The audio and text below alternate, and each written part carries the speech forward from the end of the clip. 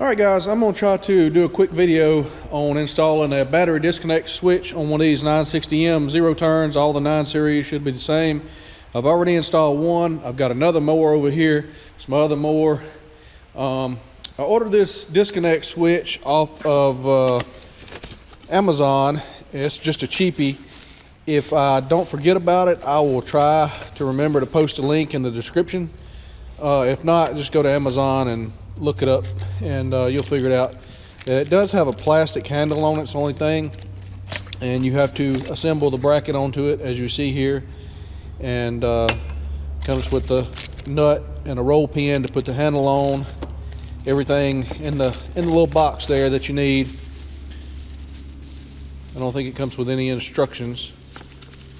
It's been a minute since I did the other one, but anyway, that's what you got. That's what the switch looks like the way it comes. This is made similar to what a Flaming River switch is, which is a more expensive, like they use on race cars, some 18-wheelers and stuff. I have a Flaming River on an 18-wheeler, but this is a made in China, cheaper version. The Flaming Rivers are $150 something. This one I think was around 30 something. But for a lawnmower, I figured it was good enough. Anyway, you got to put the bracket on there. You got the little, as I say, the nut and everything there. So I'm going to stick this together, and then I will show you on the lawnmower how to mount it and the length of wire that you got to have, and there's a couple little tips there I'll show you. All right guys, here's the switch. You got this little locate pin. It goes right here, locates it like so. Then you got this little guy here, and this little thing, it also goes on the locate pin. Locate pin's not long enough to stick through there and hold it down, of course. This is your nut. Looks like there's two different sides to this nut. I put the more rounded side towards the top there. That's the way I'm doing it anyways. Right, wrong, or otherwise. And I think you may have to put, I'm trying to remember, it's been a minute since I did the other one. Yeah, you got to put or turn this switch the other way because it don't come that way. We'll do that. Turn the switch like so. Get all this line back up now. Then tighten the nut down.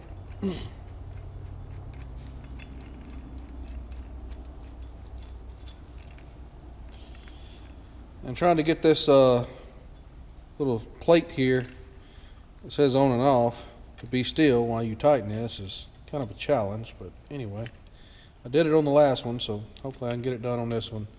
And then you got a little roll pin. They send a couple different roll pins in there. I don't know why they send two different ones.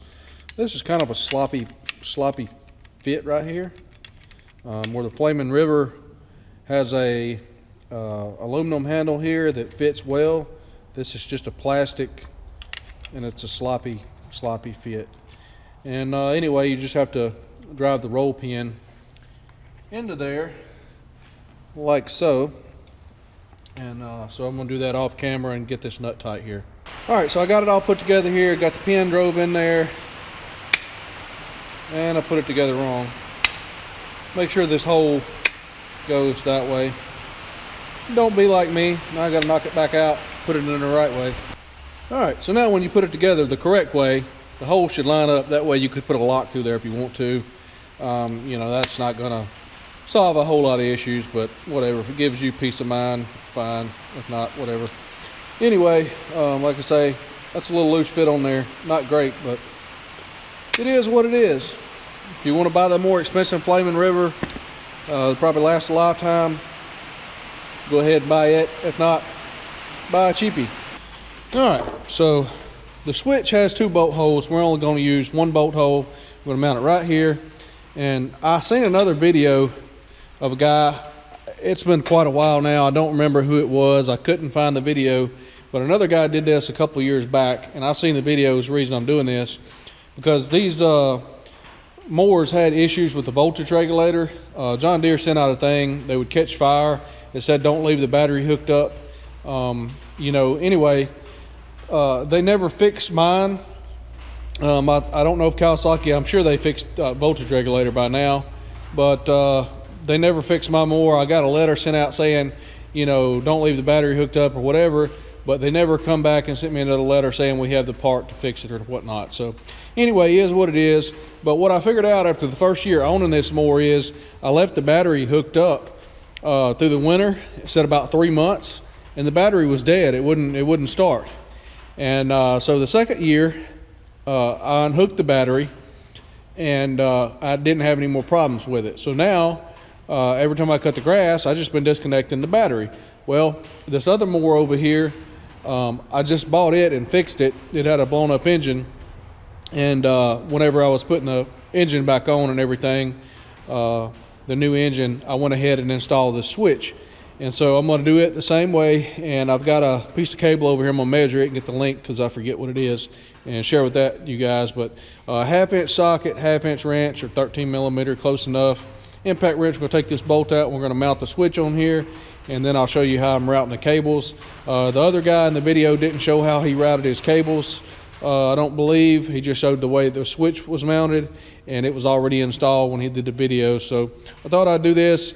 If you know somebody's afraid it might catch fire, it's always a possibility with any kind of equipment like this. If you want to go through this, or if you're just trying to keep your battery from going dead over winter, you know, it was one of the things I like to do. Like any kind of heavy equipment or stuff, they usually got a disconnect. You turn it off, you don't have to worry about it, anything drawing on your battery. So that's the reason we're doing this. Anyway, pull this bolt out, I'll grab the switch, we'll get it mounted on there. Got you guys an overhead view there, hopefully you can see that. This is our switch here, this is our bolt. Just gonna pull this stuff loose with all the brackets here. Ain't got enough hands.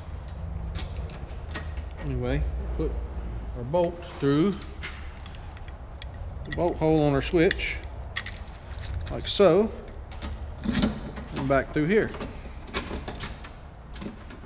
just like that.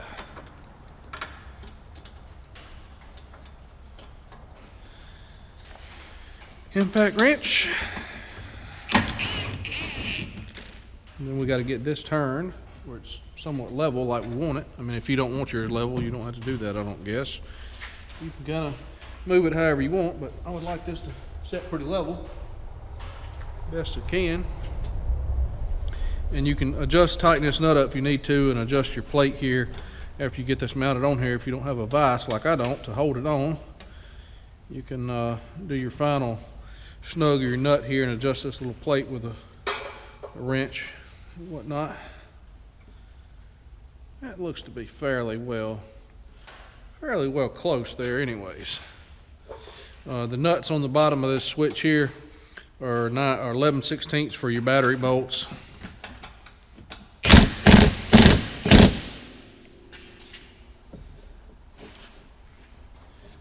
got to make sure I get this in the groove. Guess that's as tight as it needs to be. Just want to rotate there. And to knock the nut off. Guess the impact wrench rattled the threads loose. Not a very big bolt, and I got a very big impact wrench. So it don't have to be all that tight there. Anyways, I'll keep them off because they got to be off anyways. All right, so the way that I chose to do this, there's several ways you can do it, I'm sure, but the studs on the bottom of this switch are 3/8 inch. The studs on the battery, the terminal on the battery cables on the mower is 5/16. So you're going to need a round file, saw file, or a Dremel tool or something to enlarge the hole on the ring terminal to fit on the bottom of this.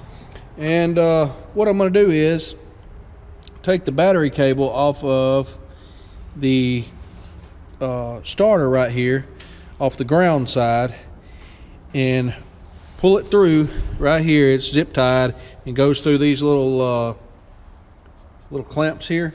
Pull that out, and it's going to go to the first terminal here. And then I have another battery cable over there that does have 3/8 studs. It's going to go right here, go right back down through, zip tie back to that, and go back to the starter. So that's your ground cable on top of your starter right there. I'll have to get a socket and a ratchet and pull that bolt out. We're going to pull that through and connect it to right here in the bottom side of this switch. All right, pulled our bolt out right here. There's 2 wires under there. This is the one we got to remove here. There's a bolt right there. And like I say, they got this zip tied here. And we're just going to cut the zip ties off like that. Got a couple of them on there. And is there any more? Yeah, well, I can leave that one.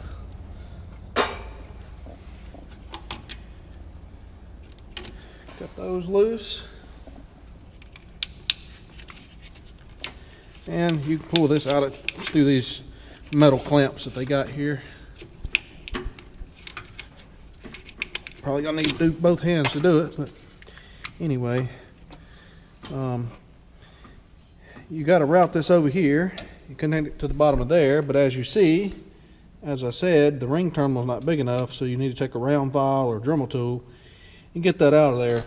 So I'm gonna cut the camera off, get this pulled through, route it over, and we'll get it on there.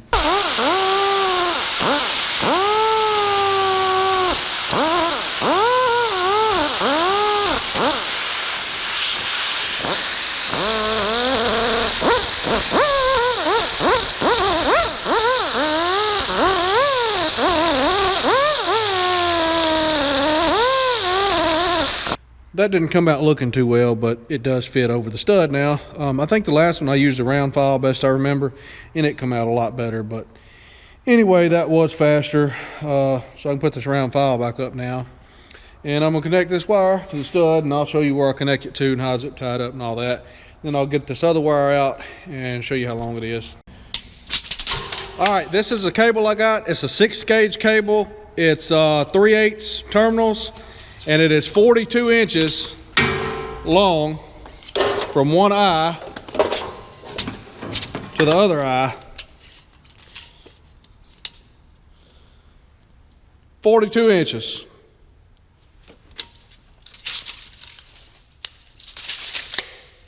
I don't remember if I ordered this from Amazon or eBay, but Parts House may have one. 6 gauge is what these mowers use. And anyway, I want to say I may have got this from Amazon. Could have been eBay. Don't remember. Sorry. It's been a minute. All right, so this is our 42-inch cable. We're going to put it on this side of the switch. Put our washer, lock washer, nut on there.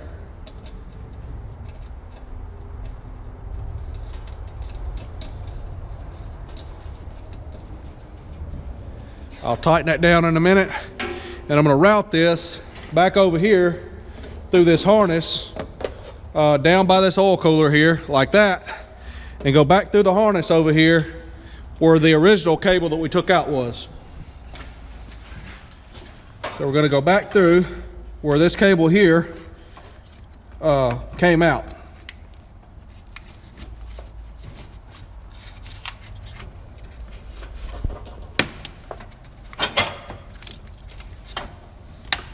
Just like so. And this will go back over to the starter over there.